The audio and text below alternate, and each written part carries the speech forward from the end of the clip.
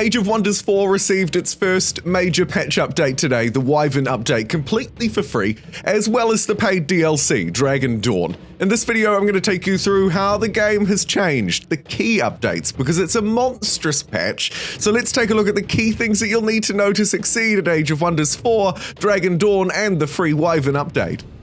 The first change is right here on the main menu with the new Create Faction button. This, of course, lets us create a custom faction without having to set up an entire game. You'll also note inside of this menu, if you go to the Custom tab, there is a random ruler button now as well, so you can completely randomize every step of the customization process to create a whole load of new factions. The new free Poisonous Body trait gives +2 blight resistance, and melee attackers have a 30% chance of becoming poisoned when they attack these poisonous-skinned foes. Keep that in mind that this is a free body trait outside of the paid customization options. There's also a free society trait, Artifact Hoarders, and while it does synergize quite well with the dragons, almost mirroring what they do, but instead giving us mana out of our artifact hoard instead of gold, it's important to note that this is entirely free, so you can pick up extra mana based on the tier level of equipment, swords, or whatever you've plundered from Ancient Wonders sitting around inside of your gear loot stash, and you'll also receive 2 random hero items at the start of the game as well, an interesting trait and a free trait. There are also some key world map changes. If you decide to burn down a city or perhaps just come across city ruins, you'll now be able to dismantle them over a 3-turn operation. So finally, we can clear out cities that have been burnt down. While we're down in the underground, I'd also note that this excavation option has changed a little bit now as well. So excavating diggable earth can now uncover resource nodes and magical materials alongside the pickups and marauding armies that we've always seen. So it's important to note now that you could find actually something extra valuable while you're down excavating, or of course you might get one of the standard things that we've always got, like resources or rogue armies popping out. Finally, also on the world map here, new events can take place, particularly for the Ascended Champions and Wizard Kings. So if you're not a Dragon Lord, then you might find extra events across the world map, sort of trying to balance out potentially what the dragons have on offer, which is a whole load of interesting events, and just lifting up the 2 sort of roles that were already in the game. There are also 4 key quality of life improvements. The first one is focused in and around what we're looking at on our screen here, good old-fashioned combat. We now have the ability to disable the combat action camera, the thing that's panning around, focusing in on different units, helping with accessibility issues, and also giving more control to the player. While you're fighting in combat, all of the words that are popping up all the time, potentially some status effects, well, these are now displayed on the unit's ability panel, so you can see the number of stacks, duration of the effect, and tooltips, so you don't have to enter the panel anymore to determine what the effect actually does. So it's about making status effects easier to visualize and easier to understand. The third quality of life improvement is outside of combat. When you get a show location button that comes up, it'll now animate it on your screen much better, actually take you to where you need to go. I've also noticed better animations around, say, enemies capturing tiles or pillaging territories as well. And finally, the Observe mode now has an enemies only setting. So if you're moving through turns, it'll only focus in on enemy movement and actions, not, say, your own scout stumbling upon something on the world map. Something to keep in mind, that there are changes to the combat action camera in fights and how the camera pans around outside the map to, say, your scouts, if you want to change it in the settings though. The Observe mode is a new setting. Also inside of combat, we see these sweeping changes to tactical combat summons. The way to, as I have described it before, sort of cheat quote-unquote extra units into a fight, which of course would traditionally be capped at 3 lots of 6, so 18 units. Here we can summon in new units, abilities, animals through tomes of magic or signature skills. Most of these, as you can see, have been capped. So, for example, summoning the Astral Keeper out of the summoning tome now only lasts for 3 turns.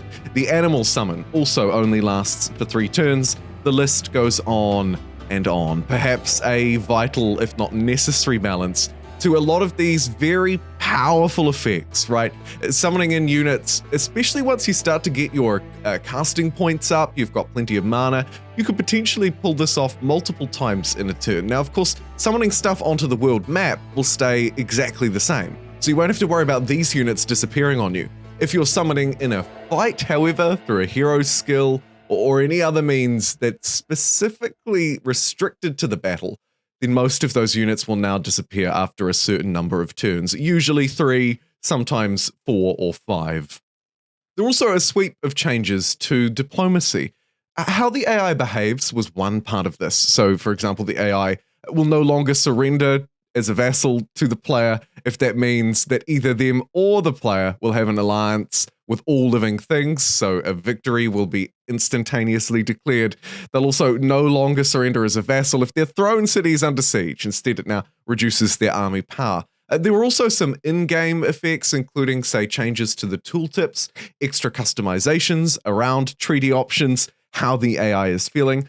Some nice visual overhauls here. With the full changes below, let's move on though. One of the most significant areas that was changed in the update, the free balance update anyway, was the Empire development tree. The affinity and Imperium cost of tiers 1 through 4, so if you zoom in, 1, 2, 3, 4, all of the stuff that you unlock early in each branch has been adjusted. Dipping into affinities was a little easier than cheaper than they'd like, so they've basically raised the cost of these early unlocks across the tree. The general tree saw additional increases to its price points as well, so things like, for example, the Right of Last Stand have also seen their Imperium cost go up. The Astral Tree saw a little bit of rejigging. For example, here you can see Astral Inspiration, which has moved from the second unlock to the fourth. There were 5 movements in total, but the most significant one here would have to be this. Surge Spellcasting. Surge Spellcasting moved from the 6th unlock to the very first unlock. So a few changes across the board along this branch. The one that I found most significant, if we're leaning into my personal experience a little bit here, was Materium. Some of the very early ones, like military engineering, has changed. Outposts cost now minus 25% gold, taking one less turn, and they start with the work camp built instead. Honestly, not a bad pickup. This branch of the tree saw a few other things shift around as well, like Metropolitan Society, a slight debuff. Overall, there was plenty of tinkering with the tree. Certainly the Shadow branch saw a lot, from early perks granting 3 times as much knowledge, right the way up the top of the tree to some changes in cost and impact as well. I think the rebalancing to this tree, slowing down the early game in particular, will prove pretty significant for future patches and updates and the meta overall. Heroes have changed a little bit as well, so both the Champions and Wizard Kings now unlock their hero skills, as you can see here, at intervals of 4 instead of 5, multiples. So instead of it being 5, 10, 15, 20, it's 4, 8, 12, 16, meaning that these signature hero skills can be unlocked much earlier on. The same, of course, goes for Dragon Lords. They get slightly different effects, though, at 4 and 12. A few other hero skills have been changed. Spur to Action no longer works on heroes. Spider Matriarch Leg grants tier 4 spiders. Pantheon leaders recruited as heroes in other games can no longer be animated either. The most significant changes probably occurring at these hero skills, though. That will be the one that you'll notice the most, giving a slight buff to heroes. Another big area where they sort of introduced a lot of balance changes were in the Tomes of Magic. In the Astral Affinity, 3 tomes saw some change. Astral Mirrors, Mirror Veil, for example, is now permanent. Amplified arrows will no longer keep firing after the first shot missed. And the Archmage loses its 100% critical hit chance. It's now plus 40% and then plus 20% accuracy, so 20% hit chance. The Tomes of Magic were like the Empire development tree, this area where we saw lots of relatively small changes, tweaks around the edges to try and refine them. Tome of the Horde is another big one, where one of my favorite units, the Houndmaster, saw its hit points reduced down from 60 to 40, quite a significant debuff, and its Warhound has also lost almost half of its health, going down from 45 to 25, and also Chaos Channeling inside of this sort of affinity set as well. Fan the Inferno is now a battlefield-wide spell. And the rest of the changes across the tomes can mostly be accounted along that same kind of similar lines. Small changes, changing a little bit here, a little bit there, maybe some damage, maybe the cost of a spell. By and large, nothing too major, so we'll move on from those.